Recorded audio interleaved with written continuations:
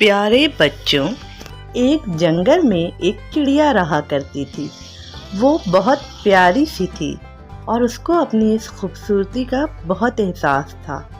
वो हर वक्त अपनी खूबसूरती पर घमंड करती थी। उसका नाम पोमी था। पोमी अपनी बहनों से भी ज़्यादा बातचीत नहीं किया करती थी, क्योंकि उसकी बहनें उसकी तरह प्यारी नहीं थीं। हत्ता कि वो अपने मम्मी पापा से भी ज़्यादा बातें नहीं किया करती थी।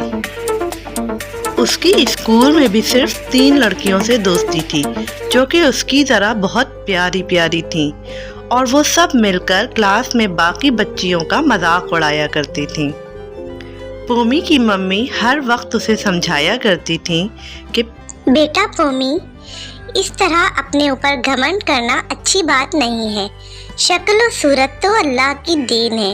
वो जिसे चाहे बहुत प्यारा बना दे और जिसे चाहे थोड़ा कम प्यारा बना दे। इसमें तुम्हारा तो कोई हाथ नहीं है। फिर तुम क्यों इतना करती हो अपनी खूबसूरती को लेकर, और बाकी सबका दिल क्यों दुखाती हो? मम्मी प्लीज, हर वक्त मुझे आप लेक्चर ना दिया करें। अब अल्लाह ने मुझे अच्छी सूरत दी है तो मैं उस पर क्यों ना इतराऊं। आप प्लीज मुझसे इतनी बातें ना किया करें। मुझे अच्छा नहीं लगता है आप लोगों से इतना ज्यादा घुलना मिलना। पोमी की मम्मी बेचारी उदास सी वहाँ से हट गई। पोमी की बहनों ने अपनी मम्मी को समझाया, मम्मी आप मत बात किया करें पोमी से, छोड़ दें उसे उसके हाल पर। एक दिन पोमी को शौक हुआ, मैं दुल्हन बनकर कैसी लगूंगी।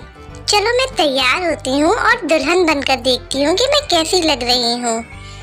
ये कहकर उसने अपनी मम्मी का रेड दुपट्टा ओढ़ा और खूब दुल्हन की तरह तैयार होकर बैठ गई।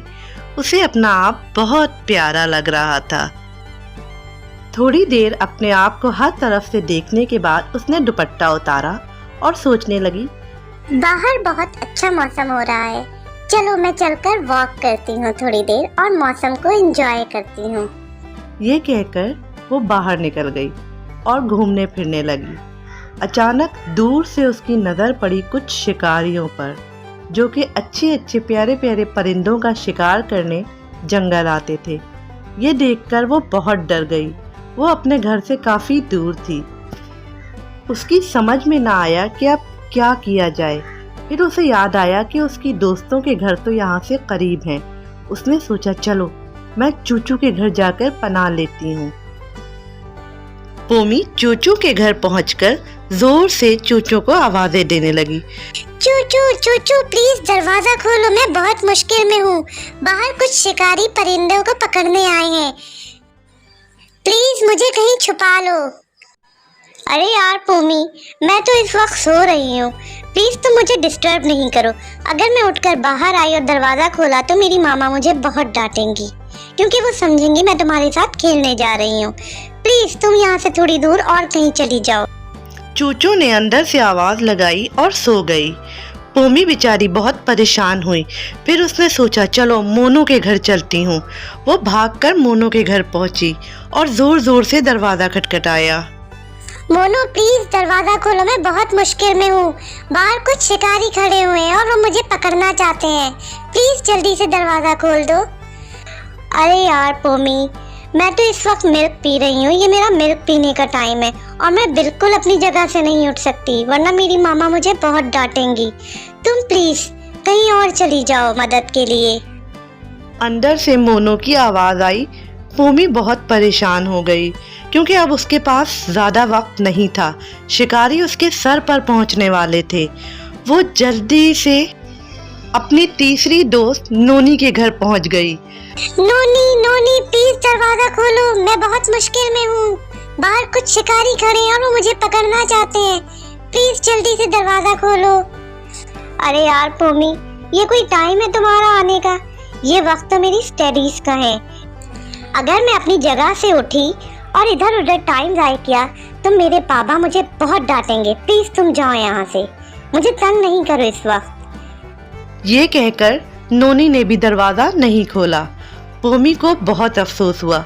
ये उसकी बेहतरीन सहेलियां थीं, जिन पर वो हर वक्त फख्र करती थी और जिनके लिए वो अपने बहन भाई हत्ता के मम्मी पापा से भी लड़ती रहती थी। अब उसके पास ज़्यादा टाइम नहीं बचा था क्योंकि शिकारी उसे नज़र आ रहे थे जो उसके करीब ही आ रहे थे। उसने आसपास देखा, उसे एक काले कलर के पेंट का डब्बा नज़र आया। उसके पास और कोई रास्ता ना बचा था कि अपने आप को उस काले रंग में डुबो दे। उसने यही किया। पोमी ने जल्दी से पेंट के डब्बे में छलांग लगा दी और अपने आप को पूरी तरह पेंट में डुबो दिया। अब वो ब्लैक कलर की हो चुकी थी। पोमी अब आराम से बाहर निकल आई और सामने दरख्त पर बैठ गई। शिकारी उसके करीब आए। उन्होंने देखा, अरे ये तो बहुत ही गंदे से ब्लैक कलर की है, इसको क्या पकड़ें, इसको छोड़ो, आगे चलते हैं। ये कहकर वो आगे बढ़ गए।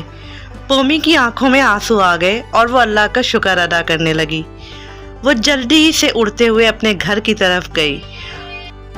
पोमी अपने घर जाकर अपने मम्मी पापा और बहन भाइयों के सामने रोने लगी। उसने उन सब से माफ़ी मांगी और उन्हें पूरा वाक़या बताया। पोमी के मम्मी पापा और बहन भाइयों ने उसे गले लगाकर तसल्ली दी और कहा कि बहुत जल्द तुम्हारा ये ब्लैक कलर साफ हो जाएगा और तुम पहले की तरह प्यारी हो जाओगी। नहीं, अब मुझे प्यारा नहीं होना, मैं ऐसे ही ठीक हूँ। मैंने समझ लिया है, अल्लाह ताला किसी को भी बेमकसद नहीं बनाते। वो जिसको जिस तरह बनाते हैं उसका कोई ना कोई मकसद होता है और वो कारआमद होता है। सिर्फ खूबसूरती ही सब कुछ नहीं होती। मैंने ये बात समझ ली है और अब मैं अपने हाल में खुश हूँ। और मैंने ये भी समझ लिया है कि मेरे सबसे बेहतरीन दोस्त मेरे मम्मी पापा और मेरे बहन भाई हैं। अब मैं कभी किसी के लिए भी आप लोगों से नहीं लड़ूंगी। मुझे माफ़ कर दें। पोमी के मम्मी पापा और बहन भाइयों ने उसे गले लगाकर माफ़ कर दिया और वो सब हंसी खुशी रहने लगे।